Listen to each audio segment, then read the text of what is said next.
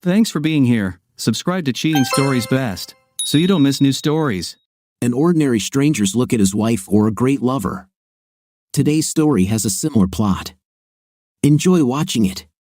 Why do all these stories about unfaithful wives sound so cliché? The same synopsis.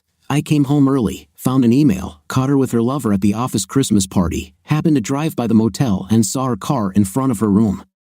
There must be other ways a cuckolded husband finds out about his wife's cheating, or so it seems. But maybe not. Maybe there are only half a dozen ways a man realizes his marriage has just stopped dead in its tracks. In my case, I was so in love with my wife for 10 years that it took a real lightning strike for me to understand what was going on between my wife and her lover for the last 6 months. I had no idea. Shannon and I met during our sophomore year of college and felt an instant mutual attraction. She had rich brown hair and blue eyes, a pretty face, and a slender, toned body with long legs and average breasts. She was, in a word, perfect, at least for me. Her personality made me fall in love. She was smart, cheerful, and engaging. I could talk to her for hours about everything under the sun. From that moment on, there was no doubt that Shannon and I would be together forever, or as it turned out, for 10 years. My name is Stuart Gray, but everyone calls me Stu. I was born and raised in a mid-sized city in the Midwest. I am 6 feet tall and weigh 187 pounds. I am considered quite handsome with brown eyes and sandy hair. I am a contractor by profession and have my own small company with a permanent staff of 5 people. We do mostly interior improvements for those who can afford it, and our work is considered excellent. Shannon teaches music at a local school, and together we make a good living. We have a beautiful home, and since we are both in our early 30s, we plan to start our family in the near future. As I mentioned, we had a wonderful first decade of marriage. Our intimate life was amazing, although I won't exaggerate like some and say we did it twice a day every day, more like 3 times a week. We cuddled before bed every night. It was an inviolate rule. Every morning when I woke up next to Shannon, I was amazed at how beautiful she was and how lucky I was to have her as my wife. I can honestly say that although I would have preferred to live with her every day, if I had to sacrifice my life for her, I would do it without hesitation. I think that last sentence should have been in the past tense because suddenly something hit me, something so unexpected and emotionally crushing that I still cannot say I have fully recovered from it. As a contractor in the Midwest, the majority of our work occurs during the spring, summer, and fall. People just don't like their houses being torn apart when it's 5 degrees below zero and 3 feet of snow outside. Therefore, our vacations with Shannon usually fell during the Christmas and New Year holidays and spring break. During the summer, when I was busy making money, Shannon would sometimes visit her parents for a week, go shopping with her 2 sisters, or take summer courses to maintain her teaching qualifications. Our favorite trip every winter was to go somewhere warm, and in the winter of our destruction, we chose an all-inclusive resort in the Bahamas, 2 weeks in paradise for the 2 of us to reconnect in body and soul. However, I soon learned how wrong my thoughts were. First, I must explain that before Shannon and I boarded the plane in Minneapolis, I had not the slightest suspicion and would have called you a liar and spat in your face if you had dared to imply that there was anything wrong with our marriage. Not this way. We were the perfect couple, madly in love and deeply connected in every way. It was almost as if we were one person split into 2 bodies. Our union was so strong that nothing in heaven or earth could separate us.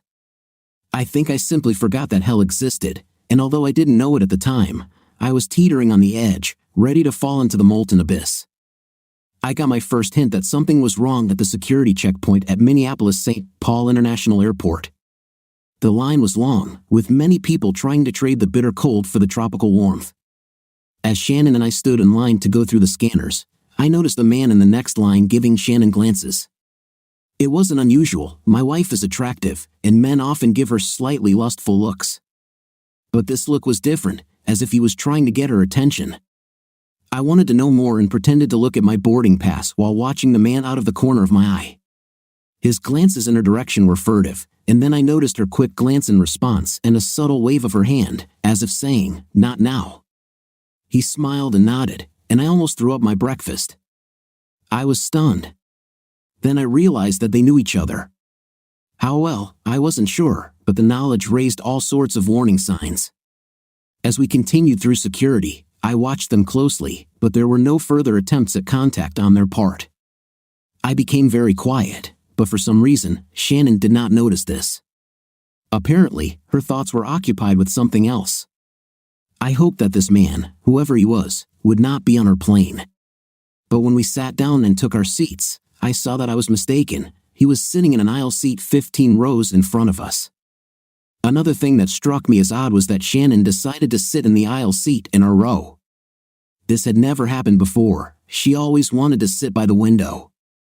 I asked her what was wrong, since I had pre-booked her a window seat and myself a middle seat, but she simply said that her breakfast hadn't gone down well and she didn't want to bother anyone if she had to use the restroom. I asked the woman sitting in the aisle seat if she would mind switching places with the window seat, and when I explained about my wife's stomach problems, she readily agreed, and the exchange was made. I usually fall asleep easily on planes, and the long flight between Minneapolis and Miami provided me with this opportunity. However, in a state of heightened anxiety, I could not sleep on this flight, although I intended to pretend. We stowed our carry-ons in the overhead bins, and Shannon placed her purse under the seat in front of her. Once we were in the air, I took out my twin's baseball cap and pulled it down over my forehead, pretending to fall asleep. I gave myself enough space to watch Shannon, and after 15 minutes, she glanced at me and, satisfied that I was asleep, stood up and headed down the aisle to the restrooms. I turned in my chair so that I could see the whole aisle and noticed that as she passed the seat occupied by the man, whom I now assumed was her acquaintance, she put out her hand as if to steady herself and touched his shoulder for a moment, another proof that something was happening between them, and it was not an accident. I noted that they weren't looking at each other, and Shannon headed to the restroom. When she came out a few minutes later, she looked straight at him, and he stood up and walked toward her. When they met in the aisle, instead of one of them turning to the side to let the other pass, they stood face to face for a moment. He put his hand on her waist, she touched his chest for a second, and they exchanged a few words. This was enough to understand that they had known each other for a long time and were clearly close on some level. At the same time, it hit me like lightning that my wonderful marriage was in serious trouble and might already be over. I was suddenly overcome with such anxiety that I had to turn my face away from Shannon as she sat up and buckled her seatbelt. How could she do this to me, to us? How long had this been going on? Who is this man, and how far have they gone in their relationship? I spent the rest of the flight trying to process everything I had seen and praying that when we changed planes to Nassau, he wouldn't be on our flight. But somehow, I knew he would be there. Much to my regret, I was right. As soon as Shannon and I boarded the plane, I saw him sitting 5 rows behind us. He was reading a logbook and did not pay attention to us as we took our seats. Shannon, now clearly no longer suffering from stomach problems, took her usual place by the window. The flight to Nassau was uneventful. Upon landing, we collected our luggage, rented a car, and headed to the resort. Shannon was texting while I was driving. "Who are you writing to?" I asked. "Oh, just letting my mom and sisters know we've arrived," she replied. Maybe, I thought, but I would like to see for myself. Isn't it strange how, when you begin to suspect, suspicions begin to accumulate? Our room was beautiful, with a balcony overlooking the ocean and one of the pools. As we were unpacking, I realized I needed to make a statement to get my wife back. So, I walked over to Shannon, hugged her, and kissed her neck. "Do you understand how much I love you?" Shannon turned to me and kissed me lightly on the lips. "I love you too, honey," she said. There was a strange light in her eyes, as if she was not fully present. It gave me goosebumps. I kissed her again. "You know I would never do anything to hurt you, don't you, Shannon?" She shuddered slightly. "I know, Stu, and I know that you would never do anything to hurt me or ruin our wonderful marriage," I said, and she winced again as I saw tears building up in her eyes. "Of course, Stu, you know I wouldn't do that," she said, but she couldn't look me in the eyes when she spoke, she just looked down at the floor.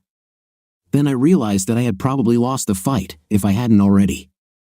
I now knew that she would soon give herself to another man. I let her go and quickly went to the bathroom, hoping I wouldn't lose my composure before I got there. I stayed in the bathroom for a few minutes, regaining my composure and asking myself the same questions over and over again. How did this happen? What did I do to push her into the arms of another man? Why didn't I notice anything weeks or months ago? But the most important question was, what can I do to stop her from completely destroying us, or is it too late? I washed my face and left the bathroom. Shannon stood there with a strange expression on her face. Oh my God, Stu, I got my period and I didn't bring tampons with me. What? I said, confused. Menstruation, Stu. It started, but it ended a week ago. How could it start again? I don't know, but sometimes this happens. Maybe the excitement of the holidays caused it. I have to go to the store and buy tampons, she said as she left, closing the door behind her. My first thought was that maybe this was good, it would slow down the romance between her and her lover. My second thought was that this just didn't make sense. This had never happened to her in all our years together. She's on the pill, and her periods have always been like clockwork. So why this? Unless she thought that menstruation would stop me from insisting on intim, so she could devote all her love and passion to a new man. This must be it. If so, then this is not the woman I married. No one can be so treacherous and cruel. She must really hate me for allowing me to plan and pay for this trip, to cut me out of her life, and give everything she has to a man I have never met. I felt completely lost, like I was going crazy. Who is this woman I have loved with all my heart for over 10 years? As I looked around the room, I noticed she had left her phone next to the TV. I turned it on, unsure if she had changed the password, only to find that she had not. Another mistake on her part. I went to her messages and read the latest from someone named Anthony. Anthony, hey baby, God, you look so cute. I can't wait to be with you. Shannon, you're so cheeky. You almost got caught by Stu at the airport. Anthony, I couldn't resist, Sean. I almost kissed you on the plane when we were in the aisle. Shannon, Stu was fast asleep, so you could have, but it might look bad to others. We should go, we're almost there. The correspondence resumed after we were in our room at the resort. Anthony, I'm in the lobby. Are you there yet? Shannon, in my room. Stu is in the bathroom. He's acting strange. Anthony, what's the difference? When are you going to leave Stu so I can be with you all day? Shannon, I told you from the beginning that I can't and won't do this, Tony. Stu is a wonderful husband. He loves me, cares for me, and gives me the kind of life you could never give. Anthony, but I'm better in bed than he is. Shannon, oh God, yes. Stu and I are looking to start a family, so these 2 weeks are just for you, baby. I told Stu I'd stop taking the pills when we got home, but I actually stopped taking them almost 3 weeks ago. So now you have a chance to give me a child.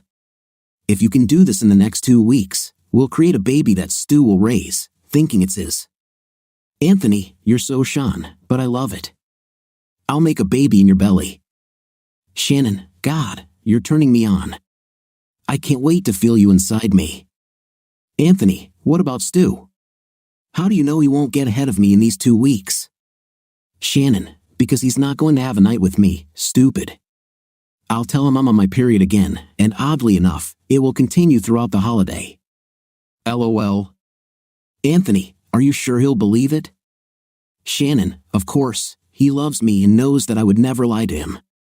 Besides, when we get home, I will compensate him for this. Anthony, damn, he's so stupid. He's such a loser. Shannon, stop calling him that, or you'll be the loser. You will lose me forever. Anthony, we both know you won't let that happen. You need me too much. Shannon, that's true, but I still don't like it when you talk about Stu like that. He is a good man. Anthony, okay, meet me in the lobby. Shannon, give me 5 minutes. I stood there in complete shock. I started to put her phone back and stopped. There was a possibility that I could use these messages as evidence in a divorce. I began replacing her phone with mine and thought, to hell with her. My phone contains all my personal information. She created this mess, so let her sort it out. I took both phones.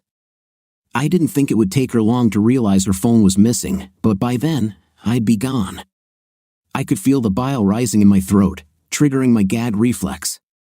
I walked to the window and looked out at the beautiful Caribbean Sea. 8 hours ago, I was the happiest person on earth, preparing for 2 weeks of romance in the tropical sun with the love of my life, my wife, my soul. And now my world was crashing down around me. I had never felt more alone, shocked, and angry in my life.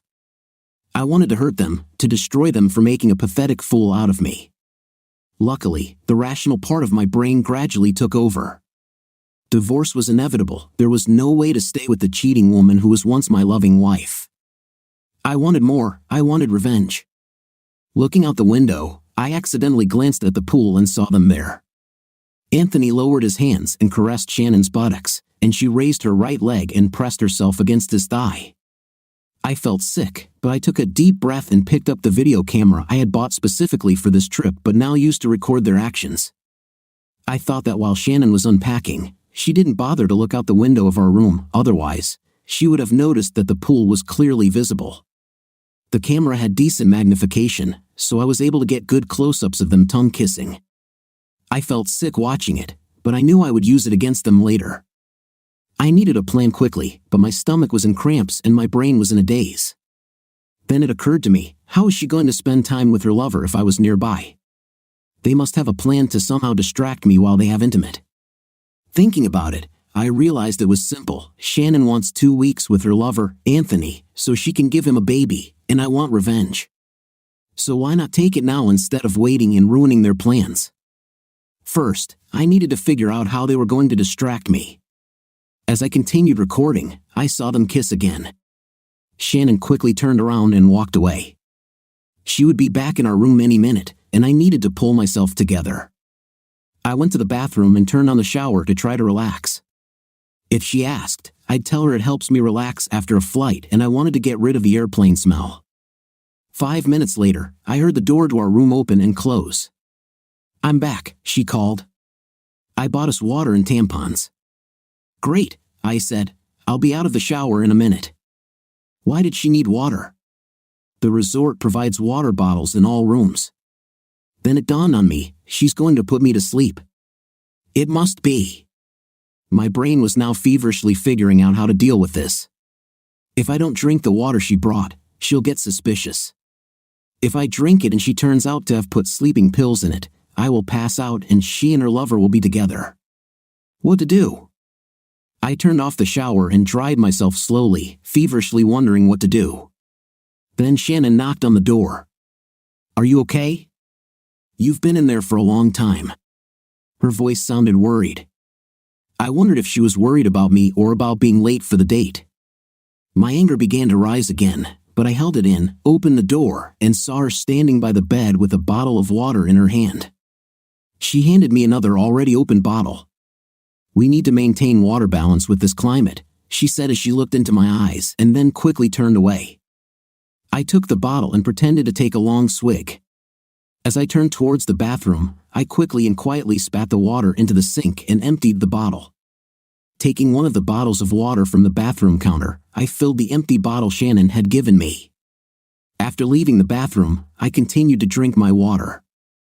I started looking around our room and noticed that she had put down an attractive red dress.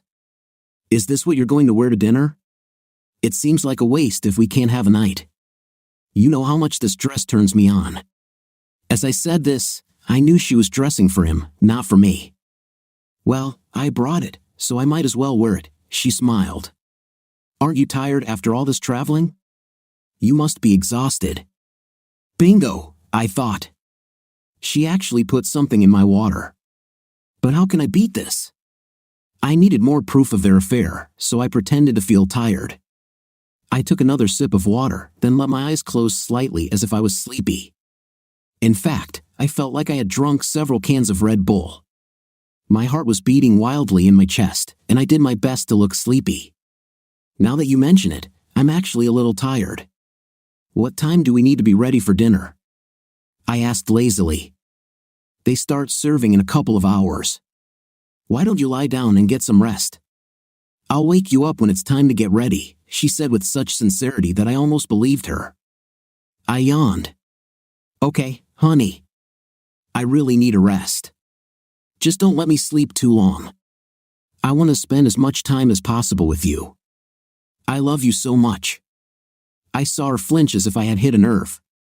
I love you too, she said with less confidence. I lay down on the bed and slowly pretended to fall asleep. Soon, I was snoring quietly and heard Shannon take out her phone to make a call. Hey, it worked. He passed out. How long will that keep him going? That means we have all night. I can't wait, she giggled. I almost vomited but managed to hold on and continued to fake sleep. I'll meet you at the Sandpiper bar in an hour. I want to freshen up a little. She giggled again. You are so bad. I can't wait, lover. Bye. She hung up and continued to prepare for her date. I watched her with half-closed eyes as she chose her underwear, of course, a thong and a push-up bra. What a expletive. My anger began to rise again, but I kept myself under control, pretending to pass out. It took another 45 minutes for her to get ready, and as soon as she walked out the door, I jumped up and started getting dressed as quickly as I could. While I was lying there, I had time to think of a plan. First, I wanted more video evidence of their relationship. Secondly, I wanted to ruin their plans for the remaining 2 weeks. I wasn't sure exactly how to do this, but I knew that in the end, they would both suffer. Third, I planned to go home a few days before our trip ended and begin divorce proceedings. I wanted to get ahead of Shannon so she wouldn't have time to drain our bank accounts and cancel all our credit cards. No, I will do this, not her. Once I got dressed, I took the video camera I had been using earlier and left the room. It worked well in low light conditions, or so the advertisement said. I was going to check it out on my way to the bar. The resort wasn't too big and only had 2 bars, both with ocean views, but the Sandpiper was the bigger one and had a dance floor. I found a strategic spot behind some low palm trees that gave me a full view of the bar but was far enough away that I wouldn't be seen. The zoom on the camera allowed me to take good pictures. There weren't many people in the bar, which made it easier for me to find my target. Shannon was wearing the same red dress that I had once loved, but now it only made me angry and hateful. Anthony was all over her, and it took all my self-control and willpower not to pounce on the man and beat him to death. No, I had to remind myself that I came here to get evidence, not to end up in jail. I started recording them as they acted like lovers in the Caribbean. They laughed, touched each other, and kissed as lovers do, just like Shannon and I did. After about an hour, the DJ started playing music, and they began dancing. After watching them on the dance floor for over an hour, I couldn't take it anymore and prepared to go back to my room alone. Then I noticed how they quickly left the dance floor. Carefully, I began to follow them, keeping my distance so as not to be noticed. As I followed them, I noticed that they sometimes stopped to kiss and touch each other, and I recorded it all on video. They soon reached his room, which was located at the back of the resort. It was smaller than ours and on the first floor without an ocean view. This guy must be on a budget, I thought. They entered the room, and I quickly moved closer to try to look inside. Fortunately, the curtains were not completely closed, and the window was slightly open, so I could hear their conversation and record everything that was said. It looks like this guy likes to see who he's sleeping with because the light was on. I continued my watch over his room and recorded their lovemaking for what seemed like an eternity. It was already approaching midnight, and I thought she would soon return to me. But then I heard their conversation. Are you sure these pills are safe? I don't want him to die from an overdose or have a seizure, she asked with some concern in her voice. How touching. Hey, don't worry about him, honey. He'll sleep for at least another 6 hours. He may wake up with a slight headache, but nothing more. You only gave him 1 pill, right? Yes, just 1. Why? What would happen if I gave him 2? I don't want to overdose that idiot. He laughed. No, don't worry. If you gave him 2, he'd be out for 12 hours or more. Just keep giving him 1 before bed, and we can spend every night together. I want you to get pregnant before we leave. Here's an extra key card for my room. If you can escape him during the day, call me, and we'll meet here. Then they both laughed, and it made me so angry that I almost vomited. I had heard and seen enough for one night, so I quietly left and headed back to my room. Now I had to plan how to destroy them both and make them feel the pain they had caused me. It was clear that she was going to spend every night with him, so the first thing I was going to do was change those plans. When I returned to my room, I looked through what I had written. It was hard to watch, but I began to formulate a plan that would hopefully completely ruin their trip. First, I needed to find a way to separate them so that I could keep an eye on my lover and find out what he was doing. I thought about putting him to sleep, as Shannon had tried to do to me, and then beating him to a pulp until he passed out. He wouldn't be able to identify the attacker, and I could go unpunished. The question was how to separate them. That's when I came up with the idea of sending Shannon to the spa. The resort had a spa offering massages, facials, and even makeup. It would be easy to buy a package and give it to her as an apology for last night and as a token of my love. If she tries to refuse, I'll tell her it's non-refundable and give her a giant guilt trip like she's done to me in the past. She won't be able to refuse my gift, and it will keep her busy for several hours, enough time for me to deal with this man. I changed into shorts and went back to bed. As I lay there, fully awake, I couldn't stop thinking about the two of them together and how I was going to beat that idiot up. Shannon returned to the room around 5 a.m., quietly changed her clothes, and climbed into bed, snuggling next to me. Again, I wanted to push her away, but I remained motionless, pretending to be asleep, and waited for the right time to wake up. A little after 7 a.m., I started to stir and slowly pretended to wake up. Shannon was fast asleep, so I got up, took a quick shower, and went out to find the spa, hoping they would open early so I could buy her a package that would keep her busy long enough for my business. I also wanted to check if I could fly home the next morning as early as possible. I found the spa and saw it was open, so I went inside to see what packages they offered. The nice young woman behind the counter helped me choose a package. I was more interested in how long the procedures would take than in their content. Having chosen a package that lasted almost 3 hours, I asked what the earliest time could be to book. The woman checked the computer and said the first available time was 2 p.m. I thought about it and decided to take this package and arrange a surprise for my wife. With that all settled, I went to look around the area, figuring Shannon needed some sleep after spending the night with her lover. Around 9 a.m., I returned to the room and found her still sleeping. I reached into her purse and found her phone. I checked her text messages and read one from him, sent in the last hour. Any chance you could sneak away from Stu for a little afternoon fun? My anger returned, but I controlled myself. I was becoming a master of self-control, but now I knew the end was near. Shannon started to stir, so I put her phone back and walked over to gently kiss her forehead. "Good morning, sleepyhead. I'm sorry about falling asleep last night and ruining our dinner plans, but I have a surprise for you." She smiled and yawned. "What's the surprise?" "I booked you a day at the spa as an apology for last night and to show you how much I love you." Even in her sleepy state, I noticed how she flinched slightly and saw a look of uncertainty in her eyes. At that moment, I realized that she doubted whether she really loved me. I looked into her eyes. "Everything is fine. Don't you like my gift?" "Oh no, I love it." "I just wish you had asked me first," she said, smiling faintly. "If I had asked, it wouldn't have been a surprise. Look, this doesn't mean you need to run to the spa right now. I booked it for 2 p.m., so we have some time to spend together." "Fine," she nodded. "You were very thoughtful." "Thank you." Then she kissed me on the cheek. "Okay, why don't you wash up and then we'll go get breakfast?" I suggested. I got out of bed as she sat up. "Fine." She then got out of bed, picked up her purse, and went to the bathroom. I knew what she was going to do, but I didn't want her to suspect anything, so I went to the window and saw a curious sight. Anthony was by the pool, talking to 2 young women, occasionally glancing at his phone. Then I saw him typing something and putting his phone away.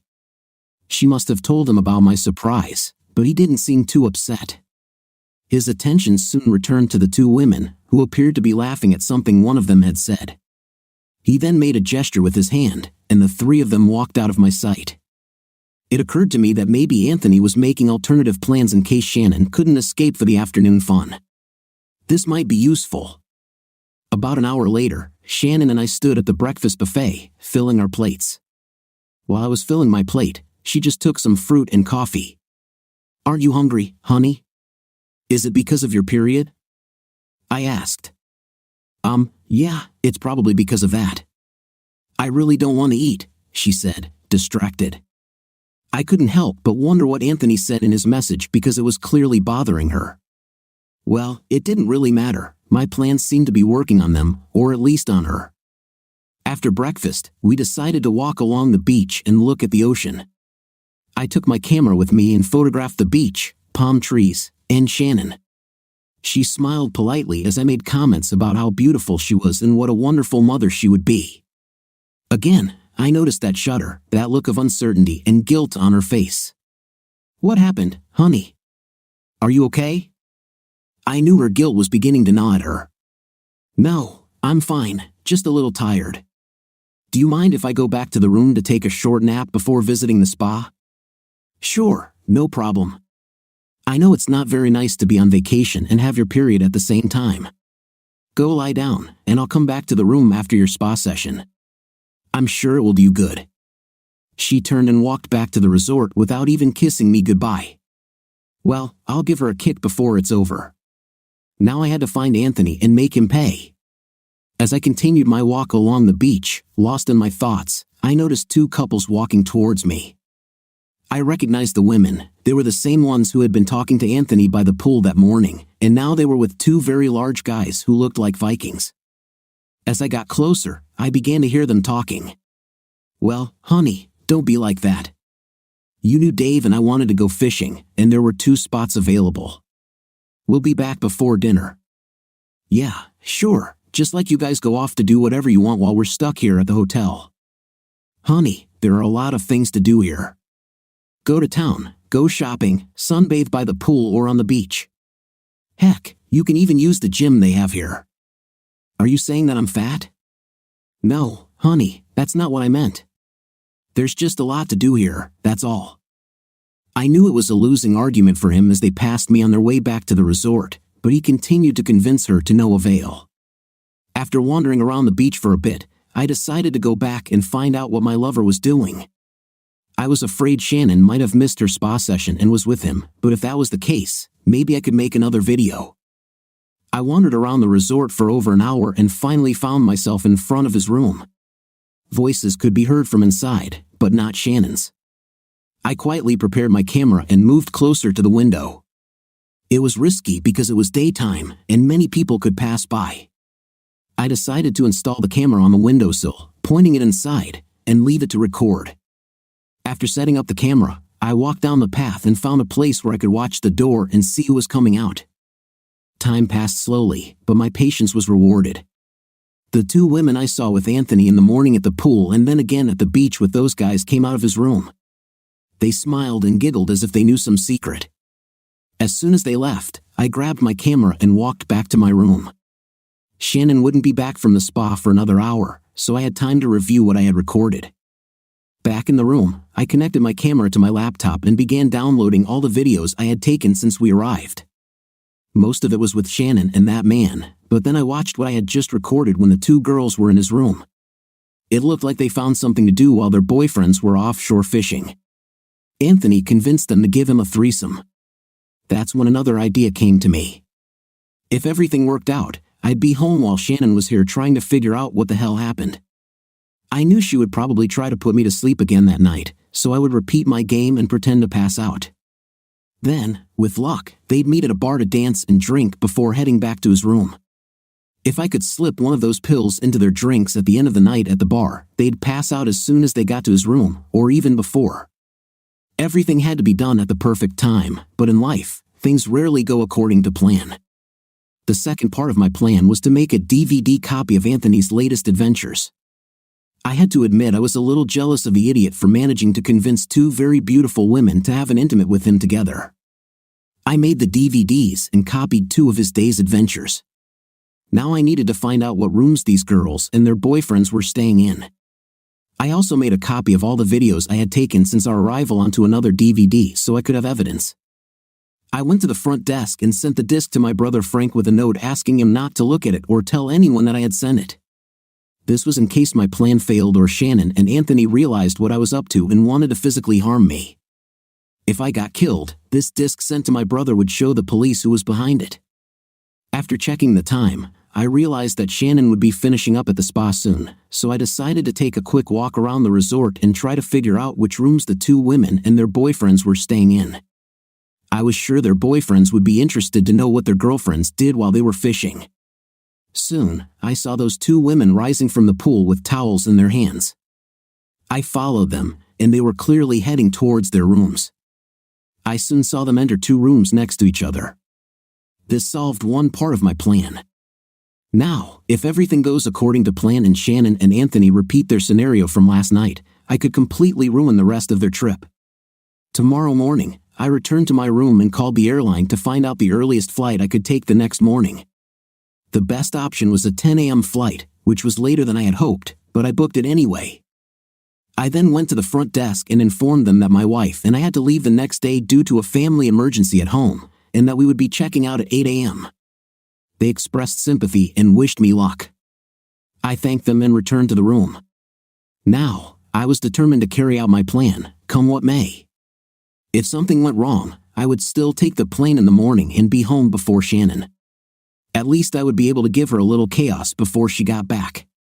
But if, by a miracle, everything went according to plan, she'd be stuck here for days, maybe weeks, before getting home, and that would give me time to really set her up. The plan was quite simple. First, pretend I was passed out so Shannon and Anthony could spend the evening together. Second, go back to the bar, watch, and wait for the right moment to spike their drinks with the pills Shannon tried to use on me. If I did this right, they should pass out before they get to his room or as soon as they get there. Third, once they were unconscious in the room, I'd move Shannon back to our room and then come back to take everything Anthony had. I planned to take his wallet, cash, passport, credit cards, clothes, everything he brought for the trip. Fourth, find the phone numbers of the two women he had a night with and place DVDs under their doors, hoping that one of the guys would see them first and turn them on. I was sure they wouldn't be happy with what their girlfriends did while they were fishing. Anthony's number was clearly listed in the video, so they should have no problem finding him. Fifth, do the same to Shannon as I did to Anthony. Take everything she brought with her and leave her only the clothes she was wearing in her purse. I'd put a small note in her empty wallet so she'd know who was behind this. Now everything was ready. All that remained was to wait for the players to fulfill their roles. Shannon returned to her room at 5:30 p.m., looking more relaxed and radiant than ever. It hurt me to think about how she had ruined our marriage and how I would never be with this beautiful woman again. Stu, thank you so much for the spa day. It was amazing. I feel like a completely new person, she said, glowing. I'm so glad you liked it. When I told you about it, you didn't seem thrilled, but I'm glad you liked it. I just wanted to show you how much I love you, I replied. I noticed her shudder again and saw tears in her eyes. Thanks again. I love it, and I love you. This time, she said it with much more conviction and feeling. Anytime, honey. We have dinner reserved for 7 p.m., so let's rest a little and then get ready. She nodded and headed to the bathroom, taking her purse with her. A few minutes later, she came out with 2 bottles of water and handed one to me. Drink this. I'm going to want to dance tonight, so you better start hydrating now, she winked at me. Okay. Just let me go to the bathroom first, I chuckled. Once inside, I repeated the same procedure as before, emptying the bottle and then refilling it with water from one of the bottles on the counter. I flushed the toilet to make it look like I actually needed to go and then went back to the bedroom. I continued to drink my water, and after 15 minutes, I began to act out the charade. Soon, I was snoring, pretending to be asleep, and watched as Shannon began to prepare for what would be her last date with Anthony, although she didn't know it yet. She went to the bathroom and turned on the shower. I quickly got out of bed and grabbed her phone to see what her lover was texting her. Shannon, can't get out this afternoon. Stu bought me a spa pass. I can't say no. Anthony, no problem, honey. I have other plans right now. Will we still meet tonight? Oh yeah, I need you, Anthony. I can't wait. My rage wasn't as intense after reading this because I knew the end was near. Now all I had to do was follow them to the bar, watch them dance for a few hours, and then slip something into their drinks. I rummaged through her purse and found the key card for Anthony's room. I put it in my pocket and returned everything to its place. Shannon spent a little extra time preparing and then did something completely unexpected. She sat down on the bed next to me and gently touched my cheek. "Baby, after this week, I will be all yours, I swear. I just had to do this before we started our family. I wish I could tell you and make you understand, but I need to do this. These few days are for me. I wanted to tell you, but I knew you would leave me, and I need you more than you can imagine. I love you so much, but I really need to do this." Then she leaned over and kissed my cheek, whispering, "I love you so much, Stu." At first, I thought she might have realized that I was awake, but then I realized she was trying to calm her own conscience. But it was too late for that. Soon, she was fully dressed and walked out the door. As soon as the door closed, I jumped out of bed, got dressed, and followed her. They were back in the same bar as the night before. There were more people here today than last night, and I even saw the two women with their boyfriends from the beach that I had seen earlier that day. If my plan worked, they wouldn't be together by morning. I took the same seat as the night before and made myself as comfortable as possible with my trusty camera to record the evening's events. The night went as I had predicted, and soon both of them were sitting at the table, just talking and laughing. It was getting late, and I knew it would soon be time to put something in their drinks. I quickly walked towards the bar, making sure they couldn't see me. There, I found an empty seat near the counter where the waitresses take and serve drink orders. I ordered a beer while still keeping an eye on them to make sure they didn't notice me. As I watched, I saw their waitress approach their table to take their drink order. When she returned to the bar and told the bartender what she needed, I was lucky that it was the only order she placed. I listened to her conversation with the bartender, and then, while he went to prepare their drinks, I called another bartender over and ordered the exact same drinks. The first bartender placed the drinks on the tray of the waitress, who was distracted talking to another waitress. My drinks arrived. I paid for them and then took one of them, making sure to stay out of sight under the edge of the counter. I broke one of the capsules and added the contents to the drink, stirring the powder to mix it better. It fizzed a little but looked fine. After stirring it, I did the same with the other drink and was ready for a switch. With a drink in each hand, I began to make my way past the waitress, keeping my body between her and the bar. I was quick, and luckily, the bar was crowded enough that no one noticed me. I walked past the waitress and headed to their table to deliver the drinks to the happy couple. I quickly left the bar and returned to my seat outside to watch and wait. The waitress brought them their drinks, and I hoped my timing was correct. It was a little after 1 a.m., so if the substance worked as I hoped, they would be unconscious until around 11 a.m. or so. This would be perfect for the rest of my plan. Now all I had to do was wait for them to finish their drinks and head back to Anthony's room before they passed out. They sat sipping their drinks, and I started to get nervous. What if they didn't finish their drinks? Anthony then leaned over and said something to Shannon. She smiled, and they both quickly downed the rest of their drinks and left the bar. I quickly followed them, as they were clearly in a hurry to return to the room. This time, as I followed them, I noticed Shannon began to stagger and seemed to be having difficulty walking. Anthony took her hand and wrapped his arm around her waist, supporting her. By the time they reached his room, Anthony was also starting to get unsteady. My timing in spiking their drinks was perfect, so now I just had to wait for the full effect. When they reached the door, Shannon could barely stand, and Anthony was staggering more and more. He fumbled with the key card, and after several failed attempts, he managed to open the door and enter the room. The door closed, and I waited a few minutes before pulling out the key card I had taken from Shannon's purse and opening the door. As I walked into the room, I heard Anthony inside saying, "What's wrong, honey? You haven't had much to drink." He spoke with a slur, so I knew he would pass out soon. When I entered the room, I saw Shannon lying face down on the bed, unconscious. Anthony was shaking her, trying to wake her up. "Come on, baby, it's time to make a baby," he said. He looked at me and saw me enter. "Hey, who the hell are you?" He began to straighten up but almost fell. "I'm just her husband, a jerk. Now be a good boy and pass out so I can get her out of here." As if on cue, he slowly collapsed to the floor and did not move again. Walking over to the bed, I started looking for his phone, which was lying on the floor next to him. When I picked it up, I wanted to see what messages and photos he had there. Soon, I was scrolling through hundreds of photos, most of which were quite innocuous. But then I came across something important. He had a folder with dozens of images of women in various stages of undress and performing intimate acts. I didn't recognize most of the women, but I found several photos of Shannon without anything and also performing the same intimate acts. As I continued to look through the photos, I began to recognize some of the women as teachers from the same school where Shannon taught, as well as the wives of some of the male teachers. Well, that's interesting. Looks like Anthony has been playing around with other men's wives. This will end very badly for him, I thought. I looked through his contact list to see who was there and decided that these photos, except for the ones of my soon-to-be ex-wife, should be sent to everyone on his contact list. It took me a few minutes to tag and send all these photos to all these people, among whom were several husbands of the wives whose photos and videos I had found. He was going to get an unpleasant surprise when he returned home. I sent photos and videos of Shannon to her phone and then from her phone to mine. I plan to use these later for my own purposes, maybe for blackmail.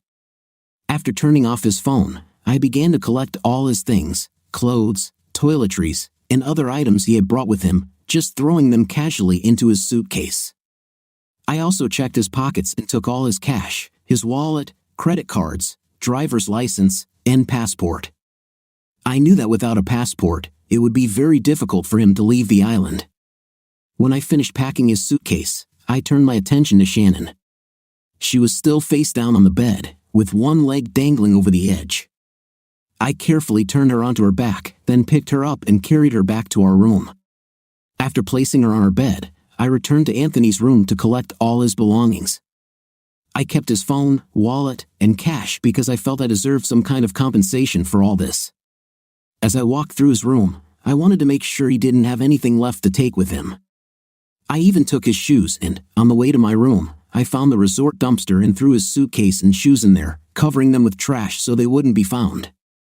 Returning to my room, I began packing my suitcase as well as Shannon's, treating her things with the same care as Anthony's. The only items I was going to leave her with were the clothes she was wearing, her purse, the tampon she needed, and an empty wallet with a note from me. As I was finishing packing, I noticed that it was already after 4 a.m. and I needed to be at the airport by 9 a.m. Since Shannon drank her drink around 2 a.m., she would be unconscious until at least noon. I suspected Anthony would wake up around 10 a.m., and I'd be long gone by the time they woke up. There was only one thing left for me to do.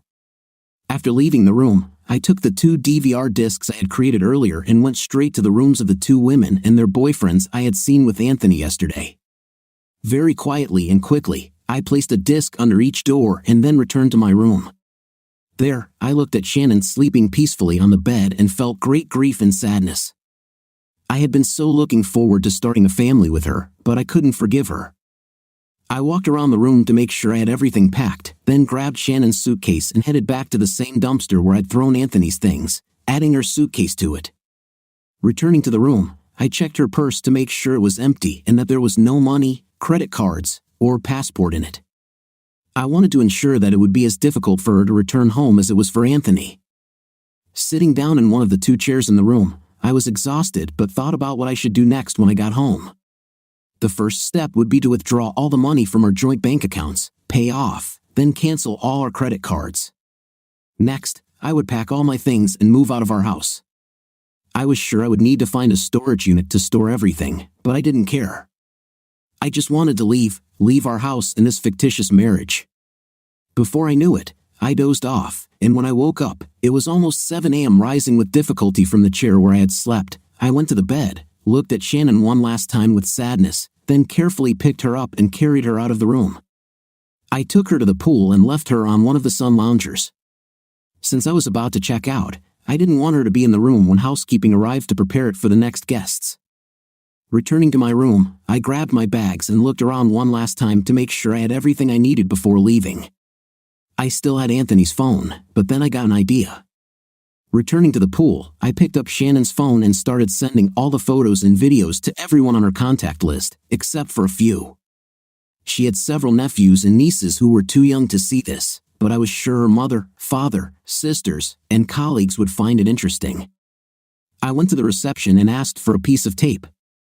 I took the battery out of her phone, covered the contacts with a very small piece of tape, then put the battery back in. It was as if her battery had simply died. I also made sure it didn't have a charging cord. Without money, she would have a hard time getting her phone to work again. It was a little after 8 a.m. when I heard screams. They were coming from one of the boyfriends of the two women Anthony was with yesterday. It looked like their soon-to-be ex-boyfriends had watched the video I slipped under their doors. "You're a expletive. You can tell your family there won't be a wedding and I don't want to see you anymore. Find your own way home," one guy yelled at his girlfriend. The other guy just stared coldly while his girlfriend begged him, "Baby, please don't leave me. I'm sorry, it was a stupid mistake." He said, "You're a expletive. Go back to your new boyfriend." He said this so coldly that a chill ran down my spine. I wondered what they did to poor Anthony. Well, I guess I'll never know. The next sound I heard was the siren of an ambulance pulling up to the front entrance. The man whom I assumed was the manager came out of the office and quickly led the doctors along the path to Anthony's room. I hoped everything would be okay with him. As people began to gather to see what was happening, I quietly got into a taxi and headed to the airport. I turned on my phone and noticed that I had a voicemail. I listened to the message from my brother, Frank. "Stu, what the hell is going on there? I got a bunch of photos and some very nice videos of Shannon. I know she's beautiful, but what's going on? Are you aware of this? Call me when you get this message." When I got to the airport and was waiting for my flight, I called him back and explained the whole messy situation, how Shannon cheated on me with Anthony while we were on vacation and how she was trying to get pregnant with his child. He said that he was very sorry this happened and that if I needed anything, I should call him. I thanked him and soon found myself on my flight home alone. Turning on Anthony's phone as soon as I landed, I found dozens of voicemails and over 30 texts threatening to cause him bodily harm. Looks like the photos and videos I sent out weren't popular. After collecting my bags, I picked up the car from the long-term parking lot and drove home. During the trip, I started planning what to do next. Divorce was an option, but I knew she would get half of everything, and that didn't sit well with me. She cheats and still gets her share of the divorce. It's just not fair. Another plan began to form as I drove, and I started making a mental list of what I would need and how to execute it. She had ruined our marriage, and I was going to make her life hell. When I got home, I called my brother and asked him to help me move within the next few days. I wanted to finish before Shannon returned so she would come back to an empty house. I finally turned on my phone and found over 20 voicemails and more than a dozen texts. Many of them were from Shannon's sister, asking what was going on and why Shannon wasn't answering her calls. Some messages were from other members of Shannon's family asking the same questions. I felt somewhat relieved that there were no voicemails or texts from Shannon herself. This meant that her phone was still not working, and she probably didn't realize what had happened yet. I smiled at the thought of her finally turning on her phone and seeing all those messages and calls asking about the photos and videos she had sent from her phone. A very unpleasant surprise awaited her. The first step was to cancel all our credit cards and transfer all the money from our joint bank account to my personal one. I then started packing all my clothes and other personal items that I wanted to keep. I threw away all the gifts Shannon had given me over the years unless they had value. In that case, I either sold them online or found a pawn shop. The home phone was switched off as soon as I got home, so anyone who wanted to find me had to call my cell phone. It was around 11 p.m. when I finally looked at my cell phone and saw several texts and voicemails from Shannon. It looked like she had managed to get the phone working again. The first few texts were, "Where are you? Why did you leave me here? Are you okay? I think I got robbed." Then the tone of the messages changed as it dawned on her what had happened, and she probably received numerous messages and calls regarding the photos that were sent out from her phone. Why? Why did you do this to me? We couldn't talk. At first, I simply ignored her messages, thinking it would only make her angrier. The next day was eventful. I didn't know when Shannon and Mike would return, so I acted quickly. I first went out to get boxes to pack the rest of my stuff and rented a storage unit big enough to fit everything. Then I went to the bank and made sure that there was very little money left in our joint account. I transferred the rest to my business account, which I was going to close and withdraw the money from. But before that, I had a few things to finish. The house we lived in was a very small starter home. We had decided to start small and, when our family grew, buy a bigger house. It was a simple 2-bedroom house with a small bathroom and a small kitchen, nothing fancy. Given that I had a home renovation and improvement business, we had high hopes of turning this house into something special. Now I had other plans, and I was running around the city collecting everything I needed to make Shannon's return home unforgettable. Later that day, my brother Frank arrived in his pickup truck, and after discussing my situation, we began loading his truck with all of my belongings. It took over 5 hours and 3 trips to the warehouse, but by late evening, I had officially moved out. I didn't tell Frank about my plans for the house or what surprise Shannon had in store. I knew he would try to dissuade me, so I kept quiet. He asked me about my immediate plans. Just leave town and leave this horrible marriage behind me. I'm not going to file for divorce, but I won't be here when she gets back. She can take the house, but that's all she'll get from me. Frank shook his head. You know that won't work. She'll just hire a lawyer and find you. Just divorce her and give her half. If you run away, it'll only make things worse when she finds you. Look, I know you're angry and you're hurt, but don't let your emotions dictate your decisions. Pull yourself together, hire a lawyer, and give her half. No, that expletive cheated on me and tried to get pregnant by that idiot. Then she was going to pass the baby off as mine. She deserves nothing and she won't get anything. See, I'm not going to divorce her. Oh no, I'll just leave her with no money and expose all her dirt to everyone. Frank realized that arguing with me was pointless. I had become stubborn, and it was almost impossible to change my mind in this state. He left, but before leaving, he told me to think and not do anything rash. I had it all figured out from the moment I saw her kiss her lover. Now it was time to implement my plan. I started working on the house that night and continued until the early hours of the morning. I still didn't know when Shannon would be back, so I had to act quickly. One factor working in my favor was the snow. Another big storm seemed to be approaching, forcing several major airports to close. Round-trip flights were canceled, giving me more time to complete my repairs. Another advantage of the storm was the additional snowfall of 20 to 30 centimeters. We already had about 30 centimeters of snow on the ground and roofs, which helped implement my plan. It had been 2 days since my return, and I rarely answered calls, as most of them were from Shannon. Finally, I decided to answer her call, but only to get information, nothing more. Oh, honey, please listen. It was a mistake, a huge, stupid mistake on my part. I didn't mean for it to go this far. You are everything to me, you are my life, my reason to live. Please, oh God, forgive me. I heard her cry, but it didn't move me. I didn't want anything to do with her anymore, but at the moment, I needed to play on her feelings, give her hope, and then take it away at the right moment. Shannon, you hurt me deeper than anyone has ever done. I don't know if I can forgive you or trust you again. I just want to understand why. Why did you do this to us? Don't you love me? Was I not good enough for you? I spoke calmly but with a hint of sadness in my voice. In fact, I wanted to scream into the phone that she was a worthless expletive that I never wanted to see again, but I had to give her the idea that we had a chance to restore our relationship. Baby, please let me explain. It didn't mean anything. He didn't mean anything. You mean everything to me. You are my life, my reason to live. Please, oh God, forgive me. She burst into tears again. I waited a few minutes, then spoke. Baby, I just don't know. I loved you, but you broke my heart. I don't think we can fix this. No, honey, we can fix this, and our love will be even stronger if we can get through this. Please, honey, can you at least wait until I get back so we can talk? I heard the desperation in her voice. I don't know when I'll be back.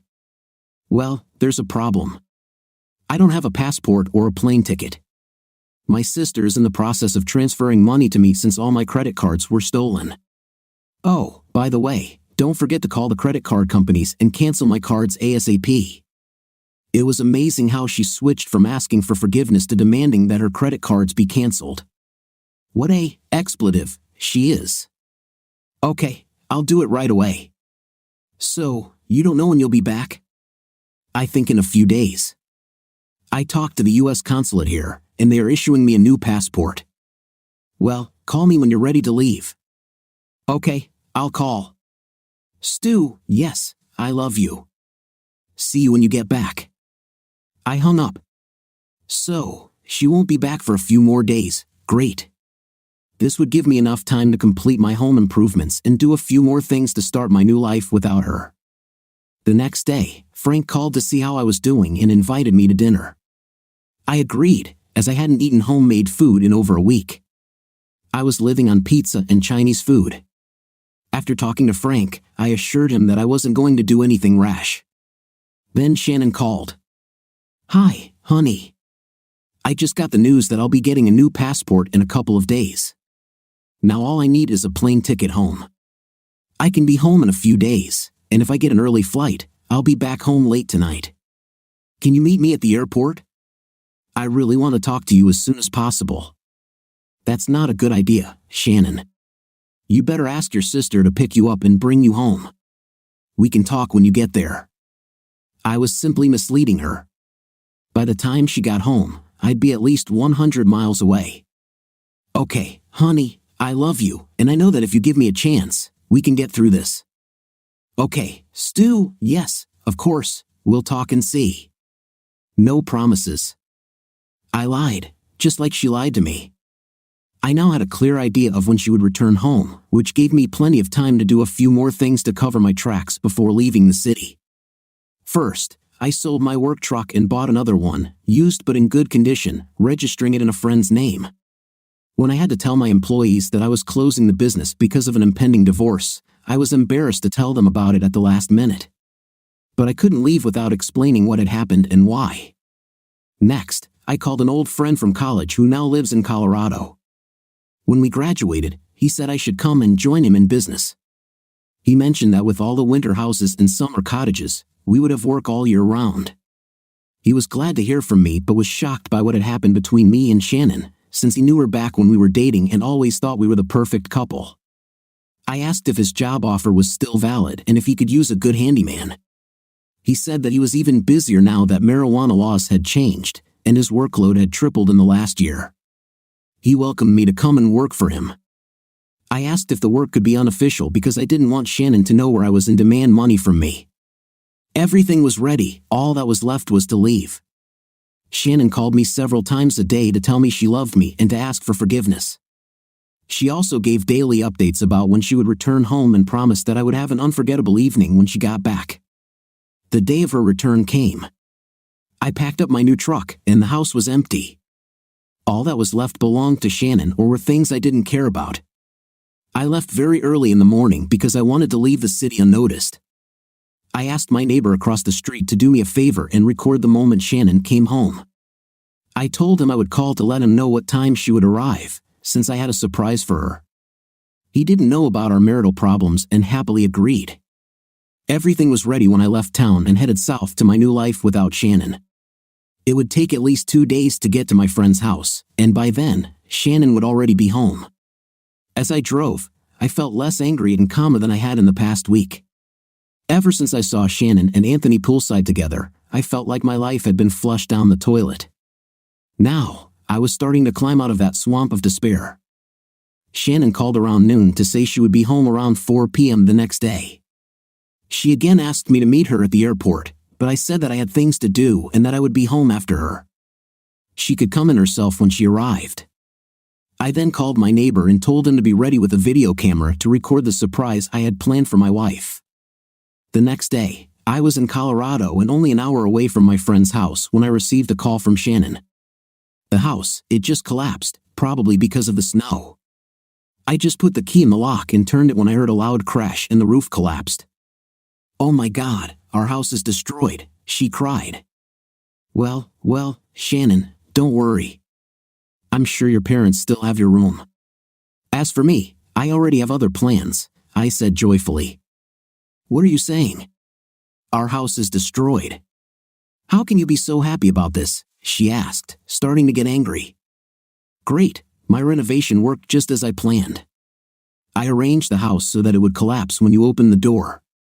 I installed temporary supports in the basement and then sawed all the floor joists with a chainsaw. The lock on the front door was connected to a switch that turned on a winch I bought at a pawn shop for a very low price. Then, using a pulley and ropes attached to the temporary supports, when you turned the key, the winch began to work and the house collapsed. You see, darling, the house didn't just collapse because of the snow. I had a hand in it. I did to the house what you did to our marriage. Good luck finding a new place to live." With these words, I hung up and called my neighbor. "Stu, you won't believe what happened. Your house collapsed. It probably couldn't handle the snow, but it wasn't that much snow, at least not enough to cause that kind of destruction. Look, I got the whole thing on video, and thankfully your wife is okay. She was trying to open the door when it happened, and it all happened so fast, bang, and the house just collapsed." He was so excited. I told him to email me the video when he had a chance, as I wanted to keep a copy. After talking with him, I turned off the phone and continued on my way to a new life. Almost 3 years passed, and I got a job in Colorado. I keep in touch with a few friends from Minnesota and keep up with the news.